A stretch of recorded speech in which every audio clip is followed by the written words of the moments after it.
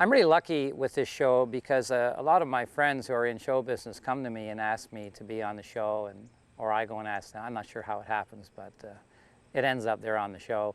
And this episode was the very first appearance by Paul Gross, who was on CBS with Due South.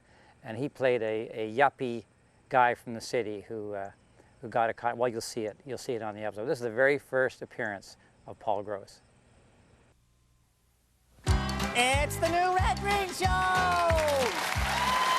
now, here's the man who wears his heart in his sleeve. Right next to his ketchup and gravy stains, your hero, my Uncle Red Green!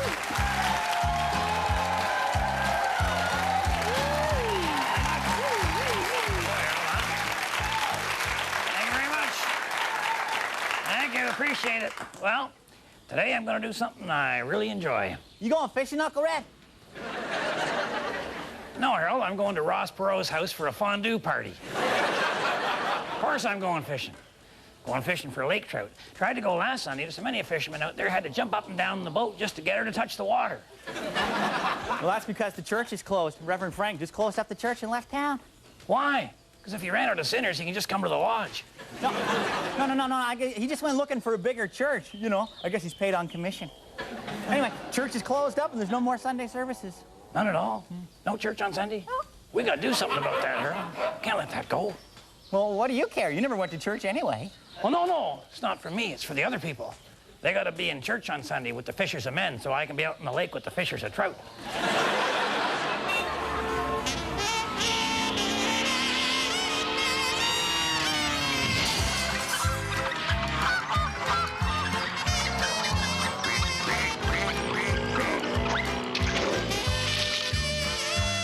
What you're looking at now is a bunch of segments from this particular show. The main message being, for gosh sakes, don't even think about changing the channel. I'll tell you something, you want to make sense out of this program, you got to give it your undivided attention.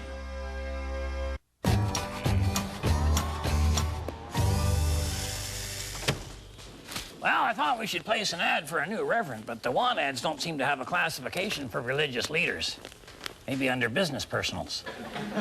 Maybe under sales or delivery services.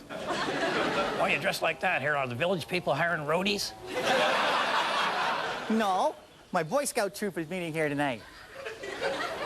Boy Scouts coming to Possum Lodge? Was there a badge for that, like indoor survival or something, Harold?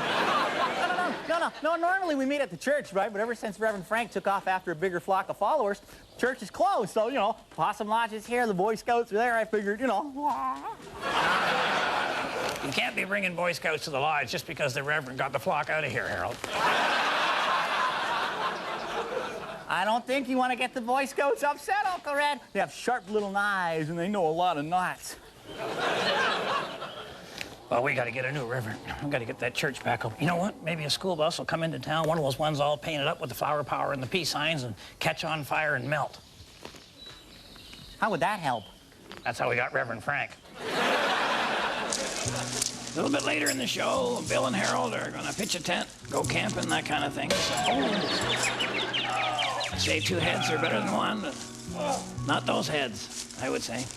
So what they're going to do now, just this little bit of a preview here is what's going to happen later on. Harold, I guess you got the tent pegs in there, and I was smart enough to stay away from this adventure. And what's Bill? Oh, yeah, okay. Wow, getting out the big hammer there, and Harold's, what do you think, Harold? What do you think? Is this a good idea? You're going to hold it. Good idea? What do you think? You're going to hold the pegs? Good idea? Good idea. You're fine. Oh, you're fine. Come on, you're fine. Gosh, come on. Part of the ritual, part of the tradition of being a man up at the lodge, you got to hold the tent pegs for Bill. Watch out. Oh, you're fine. You're good. Uh-oh. Oh, no, you're fine. You're good. More of that later. Oh, the grass is wet this morning. It glitters in the sun. It soaks my shoes. It makes me muse as to whence the moisture comes. I checked through all the plumbing and for leaks in the watering can, but this H2O seems to flow from the hole in the rat of my van. Okay, this is for the big one. For some of Buster Hatfield's famous chili and a new set of seat covers. Uncle Red, you have 30 seconds to get Mr. Dalton Humphreys of the Humphreys Everything Store to say this word. Teenager. And go. All right, Dalton, less than 20 years old. Good as new. I'm talking about a person who's less than 20 years old. Punk. Younger than 20, older than 12. Shoplifter. No, this is a general term, like your daughter, eh? She's a... Burden. Terrible, terrible. All right. She was an infant, then she became a toddler, then an adolescent, and now she's a... Demon, Satan, spawn, devil worshiping. Okay, no, yes, I know she acts that way, but that's because she became this. Fat. We're almost out of time. Almost out of time. All right, Dalton, to you, this person gets away with murder. O.J. Simpson! O.J. Simpson!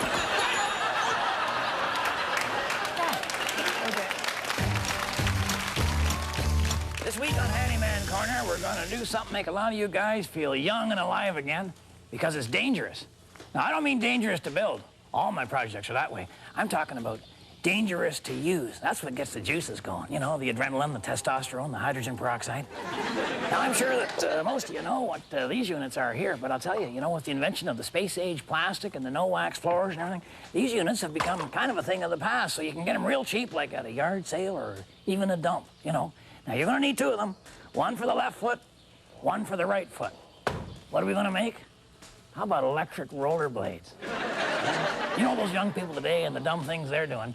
Well, I think we're one step ahead of them this time.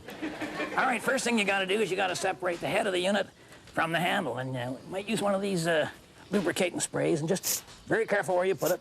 Sometimes there's a little hidden nut or bolt in there, and this will kind of dissolve the rust on them. Just loosen them up to where they'll just come apart just that much easier. There we go.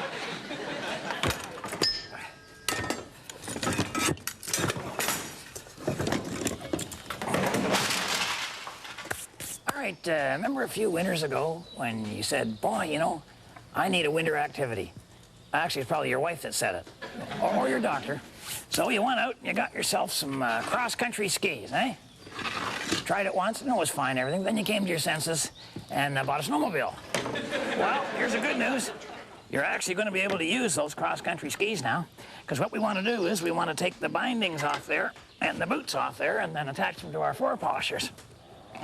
All right, now, it's probably a Scandinavian bolt of some kind. Could be any kind of thread or... All right, that's fine.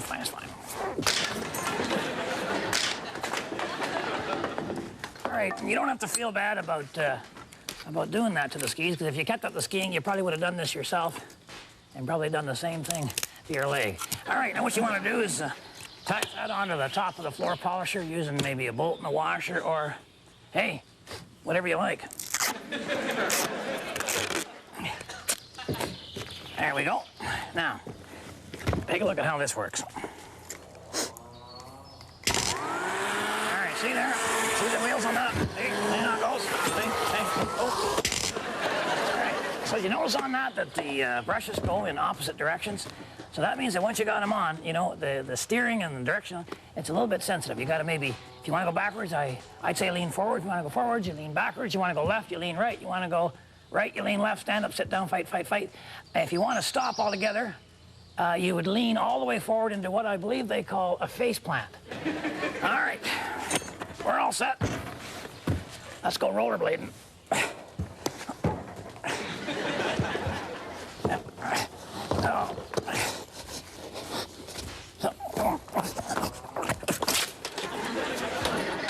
All right, now, obviously you need a portable source of electricity, so gotten a hold of a bunch of 9-volt batteries. There isn't a Walkman working within 50 miles of the lodge right now. And when you wire these up, this is very important, make sure you have the same amount of electricity going to each foot. All right, now I'm ready to go rollerblading electrically, so remember, the women don't find you handsome. They should at least find you handy.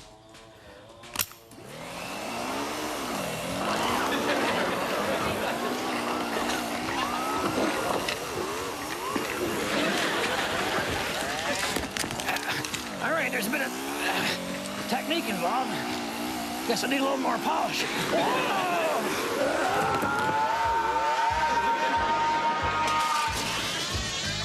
Stay tuned and relax. Whatever this is, we got lots more of it. Yeah, I want to talk to you older guys about diet and exercising. Because if you're anything like me, you plan to start exercising first thing tomorrow morning, or next week, or possibly the week after that, but certainly by the end of the summer. Of course, it's all talk and no action. And why is that? Because you got no motivation. I was looking at a thing in the paper here. Some doctor has done a study on guys who've had heart attacks. And you get this, usually when a guy has his first heart attack, you know what he does? He jumps up and he starts exercising. Unbelievable. That's what they do. They get up there and they get going.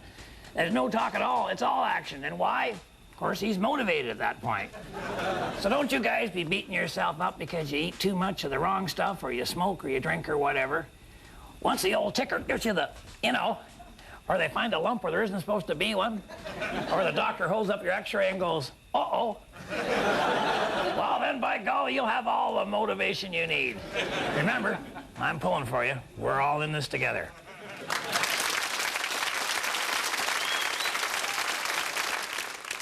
Well, I've already received a couple of applications for a new reverend here for the Possum Lake area.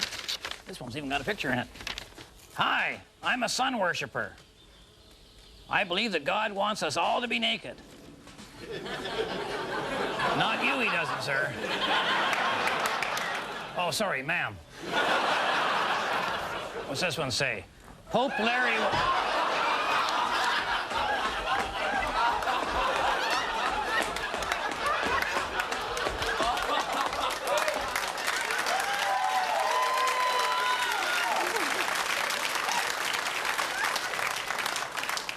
the high priest of the Incas. No, it's me, Harold. Oh. Yeah, no, we're having a Morris dance group meeting here tonight. Oh, no, you're not, Harold. Oh, yes, we are. Not dressed like that, you're not. There are laws, okay? Yes, there are laws. there are laws. Yes, there are laws. And there's a municipal bylaw, the one that granted you the lease to this land. It stipulates you have to create space for the community. Since when? It's in the charter. Well, nobody's ever come here before. No kidding. You had a choice between the church and here. Where would you go? Even the Satanists prefer the church. Well, who else has dibs on this place, Harold? Well, anyone else who ever used the church, like the Floor Hockey League, the bingo. Man, I gotta find a reverend The fast. AA group is going to be here. The Him and Howl group is going to be here. All sorts of things. So we're going to have the... Woo! What the heck is this? Man, that's loud.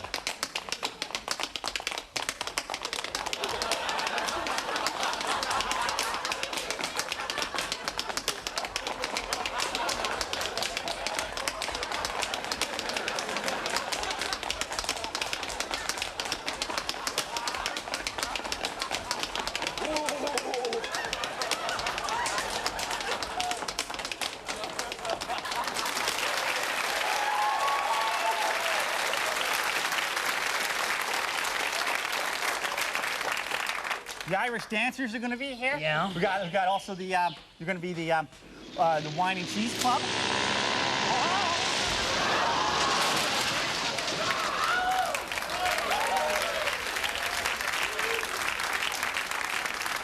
Did I mention the Model Airplane Club? No, you didn't, Harold.